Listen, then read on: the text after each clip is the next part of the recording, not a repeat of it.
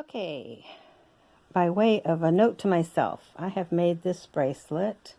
It's back on the cuff, although I pulled it off. I may have to put a thin backing, but I wanted to jazz it up a bit, and just as a reminder of what I plan to do, because of months from now I won't remember. I have a pattern for that cuff, yes, and I laid it down and I made it a little bit longer, and I cut out this kind of organic thing. Yeah, now what I'm going to do is using heat, handy dandy little iron I use for many things. It's actually, I think, for stencils, but I'm not real sure. I've had it for a long time. Anyway, by applying heat to the top of that piece, on top of this, I will get a very shiny gold thing that I think will look pretty smashing on that. But more to come. I just want to remind myself of what I did and how I did it again. Okay, while I'm heating up the iron, and there it is with the green light on, I have applied strips of the foil. And what I know I can do is if I heat it, the gold will stay behind. So we'll see. I wish I could film this, but I need two more hands.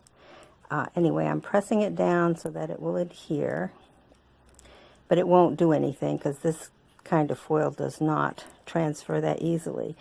But it will with heat, because I have used it with cardstock on laminators, and I even have a little heat pen where I could actually write on top of this and it transfers. I haven't tried that with clay, but I've done it with paper.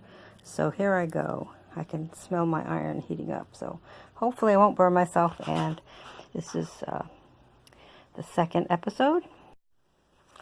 Okay, here I've heated it with little difficulty, but let's see. I'm not ripping it off. I may have to go back and touch that up, but there's the one piece, and here's the other piece. Let me change hands here. I'm better off. Whoops.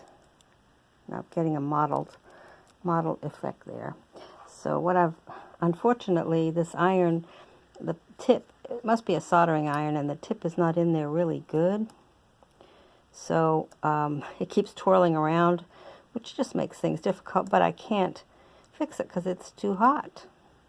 And I've since shut it off, so it's not quite as hot as it was before. So just to give you an idea. Anyway, let's just see if that works. And it doesn't seem to cook the clay. I've done this. Oh, I'm going to pause. Okay, here it is. I've missed a few spots, but I'm going to fix the iron so it doesn't wobble around on me, and go back and touch up those spots. But it's the one way to get this nice, very shiny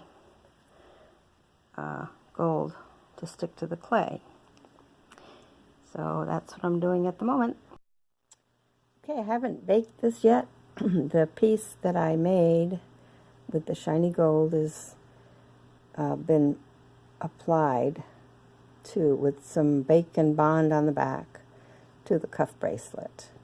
Now I'm determining what kind of backing I might need and bake it all together, but I don't know, it's sort of like molten gold. I think I'll call this molten gold. I think it's quite pretty. I like the contrast of the high texture and the smooth, and then the gold and the dark. So I think this is pretty.